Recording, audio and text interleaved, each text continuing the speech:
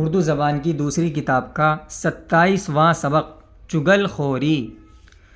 چغل خوری یعنی لگائی بجھائی کرنے کی عادت۔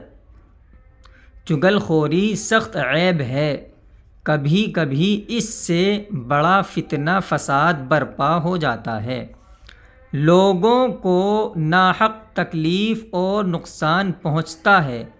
جب چغل خور کی قلعی کھل جاتی ہے، قلعی کھل جانا یعنی بھید کھلنا، بھانڈا پھوٹ جاتا ہے، تو اس کو بے حد ندامت اٹھانی پڑتی ہے۔ ندامت یعنی شرمندگی اس کو اٹھانی پڑتی ہے۔ چغل خوری یہی نہیں کہ ایک کی بات دوسرے سے جا لگا دی، بلکہ کسی شخص کا کوئی کام ہو جس کے ظاہر کرنے سے اس کے دل کو تکلیف پہنچے، اس کا ظاہر کرنا بھی چغل خوری ہے۔ ہاتھ یا آنکھ کے اشارے سے اور لکھنے سے بھی ہو سکتی ہے، یعنی چغل خوری ہاتھ کے اشارے اور لکھنے سے بھی ہو سکتی ہے۔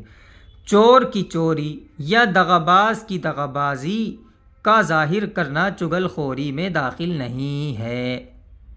ایسی باتوں کا ظاہر کرنا بے شک روا ہے، روا یعنی جائز ہے، کیونکہ ان کے چھپانے سے لوگوں کا نقصان ہوتا ہے۔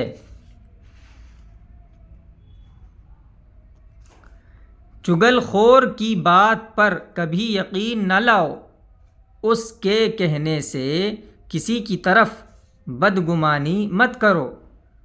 چغل خور سے ہمیشہ نفرت رکھو۔ تمہارے روبرو کسی کی چغلی کرے تو منع کر دو اور سمجھا دو کہ یہ بات برا کام ہے۔ اگر تم جانتے ہو کہ فلاں شخص چغل خور ہے تو اس کا عیب اور لوگوں کے سامنے بیان نہ کرو۔ اگر تم بیان کرو گے تو اسی طرح تم بھی چغل خور بن جاؤ گے۔ شعر: چغلی ہے برا کام بچو اس سے ہمیشہ، جو لوگ ہیں بے شرم انہی کا ہے یہ پیشہ۔ یہ لت یعنی عادت، یہ لت ہے بری اس سے نہیں ہاتھ کچھ آتا، اکثر تو چغل خور ہے ذلت ہی اٹھاتا۔